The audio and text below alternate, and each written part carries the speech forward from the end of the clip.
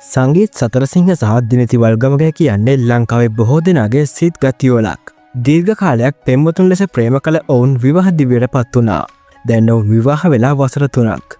ඔවුන්ගේ තුන්වන විවාහ සංවත්සරය සමරා තිබුණේ වෙනස්ම විදියකට. ඒ වෙනුවෙන් ඔවුන් නැවත වෙඩින් ෂූට් එකක් කරලා තිබුණා. මේ ඒ වෙනුවෙන් ඔවුන් සමාජ මාධ්‍යයට වූ සටහන. හිතරිදීම් නැති, කොන්දේසි නැති, ආදරය විතරක්ම ඇති, ලස්සන මතක විතරක්ම ඇති, පෙරලා දුන්නේ නැති මේ ආදරයට රෙස්පෙක්ට් මැනික. පොතේ ලියලා 3යි.